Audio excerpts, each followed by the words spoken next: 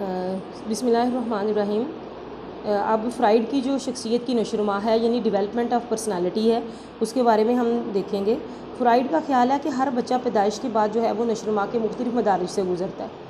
ज़ाहिर है आप स्टूडेंट्स आप लोगों ने फ़र्स्ट चैप्टर में जो डेवलपमेंटल पर्सनालिटी पढ़ी थी, उसमें ये चीज़ थी कि इंसान जो है वो हर जो बच्चा है वो पैदा होने के बाद नशोनुमा के मुख्तलिफ़ जो है वो अदवार में से गुज़रता है।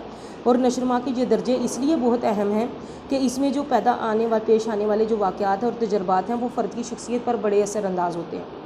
ये मदारज अगर नॉर्मल अंदाज से तय हो जाएँ तो फ़र्द की शख्सियत जो बड़ी सेहतमंद और पुख्ता होती है। इसके बरक्स अगर किसी मरहले पर किसी दर्जे पर मुश्किलात का सामना करना पड़े, यानी उस दौर के मुनासिब दौर के जो तकाज़े हैं, हर दौर के अपने अलग तकाज़े होते हैं, अगर वो पूरे ना हो सकें तो उसका जो नशोनुमा का अमल है वो मुतासिर हो जाता है और इस मरहले पर फ़र्द जो है वो इंजमाद का शिकार हो जाता है, यानी फिक्सेशन का शिकार हो जाता है। और ये नशोनुमा के इन मराहल में जो फ़र्द की नफसी तवानाई है वो जिस्म के मखसूस हिस्सों पर मरकूज़ होती है, हर दौर में मुख्तलिफ़ हिस्सों पर जाती है। सबसे पहले है धनी मंजिल ओरल स्टेज, ये पैदाइश से 1 साल तक का जो है वो अमल है। ये मरहला पैदाइश से लेकर 1 साल तक मुहित है। इस दौरान बच्चा सिर्फ मुँह के ज़रिए माहौल से ताल्लुक़ कायम करता है, यानी बच्चे की नफसी तवानाई का जो मरकज़ होता है वो मुँह है। देखें आप बच्चे के हाथ में उंगली पकड़ाएं, बच्चा उसको मुँह में डाल लेगा। आप बच्चे के हाथ में आपका दुपट्टा आ जाएगा, वो पकड़ के उसको मुंह में ले जाएगा, हर चीज़ को मुंह में डालने की कोशिश करता है। इब्तिदा में बच्चा चूसने और निगलने से खुशी हासिल करता है, लेकिन जब दांत निकल आने पर काटने और चबाने से लुत्फ़अंदोज़ होता है कि कोई भी चीज़ हो उसको मुँह में लेके दांतों में इस तरह से चबाता है। इस अरसे में अगर बच्चा अपनी ज़रूरियात की तस्कीन ना कर सके या ज़रूरत से ज़्यादा तवानाई खर्च करे तो फिक्सेशन का अमल शुरू हो जाता है। इसके असरात फ़र्द की आइंदा ज़िंदगी पर देखे जा सकते हैं। ऐसे अफराद बड़े होकर खाने पीने, अंगूठा चूसने, चिंगम चबाने, बतूनी होने के अलावा जो है वो सिगरेट नोश भी हो सकते हैं और दूसरों पर जो है वो इन मामलात में इन्हिसार भी करते हैं। और इसके बाद है मुबर्रज़ी मंजिल यानी एनल स्टेज 2 to 3 ईयर्स, ये दूसरे और तीसरे साल पर मुहित है। इस दौर में जो नफसी तवानाई का मरकज़ होता है वो एनस होता है। इस दौर में बच्चे को टॉयलेट ट्रेनिंग दी जाती है। बच्चे का वालिदैन का जो तरबियत का मकसद बच्चे को साफ़ सुथरा रहने की तरगीब देना है कि वो साफ़ सुथरा रहे।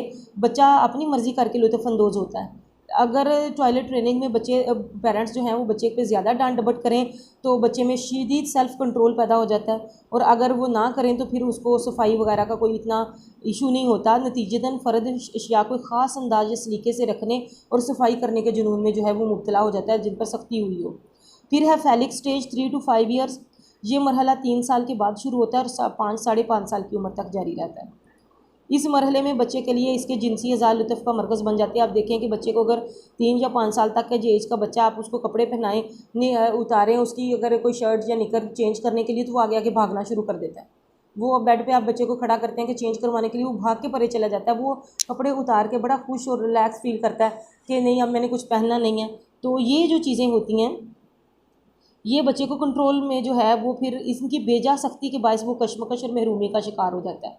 अब ये देखें कि लड़का जो होता है ना, बच्चा जो होता है वो लाशऊरी तौर पर वालिदैन की तरफ शदीद लगाव का इजहार करता है।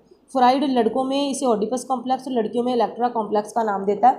लड़का माँ के लिए जो है वो कशिश और बाप के ख़िलाफ़ जो है वो जो एहसासात हैं वो दबा देता है, जिसे ओडिपस कॉम्प्लेक्स का इसने नाम दिया। ये बहरहाल आप नाम याद कर लें, इसको समझना कोई इतना आपके लिए जो है वो ज़रूरी नहीं। इस मरहले के अख्तिताम तक बच्चा अपने जो हम जिस वालिदैन से मुमासलत पैदा करने लगता है। जो लड़के होते हैं वो बाप जैसा बिहेवियर यानी बाहर निकलना लोगों में, और लड़कियां जो है वो माँ जैसे काम यानी दुपट्टा चादर ओढ़ना, मेकअप का इस्तेमाल करना, और इस तरह से जो है वो उसको कॉपी करने की कोशिश करती हैं। और इस दौर में बच्चा जो है वो नार्सिसिस्टिक का शिकार भी हो जाता है, सेल्फ लव का भी शिकार हो जाता है, उसे खुद से मोहब्बत हो जाती है, आईने में अपना अक्स देखकर खुश होता रहता है। जब कई दफ़ा देखे कि बच्चे शीशे के आगे अपने मुंह के मुख्तलिफ ज़ाविये बना बना के हंसते रहते हैं खुद।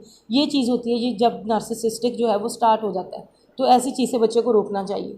फ्राइड के नज़दीक बच्चा इब्तिदाई 5 सालों में जितनी तेज़ी से सीखता है ना, ज़िंदगी के बाकी किसी दौर में इतनी तेज़ी से नहीं सीखता। वो माहौल में मौजूद अशिया की छोटी से छोटी जुज़ियात से भी वाकफियत हासिल करता है।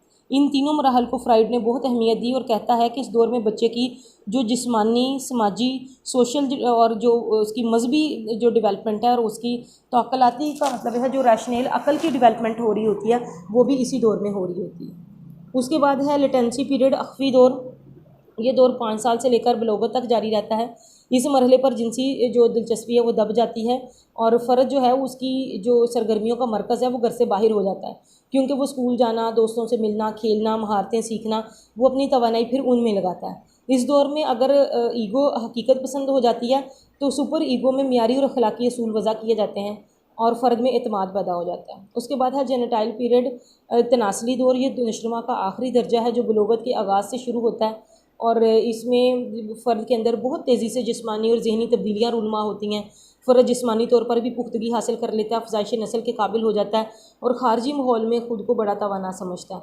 अगर नशोनुमा के तमाम मराहल बखूबी तय हो जाएँ तो फ़र्द पर जो है मरहले पर फ़र्द ज़िम्मेदार बालिग होने का सबूत देता है, मुख्तलिफ़ मशागिल अपनाता है, मुहिम जोई, कुतुबबीनी, शेर व शायरी, मुसव्वरी, मौसीकी और अपना एक जो है वो लाइफ़स्टाइल भी जो है वो डेवलप करता है। फ्राइड ने इन तमाम अदवार को फ़र्ज़ी करार दिया है, इनकी कोई हदूद नहीं है, बल्कि जब भी एक दौर पूरा हो तो दूसरा जो दौर है वो शुरू हो सकता है। कुछ लोग जल्दी चीज़ें सीख लेते हैं, कुछ देर में सीखते हैं। तो इसी तरह से जो है वो अपनी ज़िंदगी में वो कोई पहले से काम कर लेता है, कोई बाद में कर देता है, तो हद कायम जो है वो नहीं की जा सकती।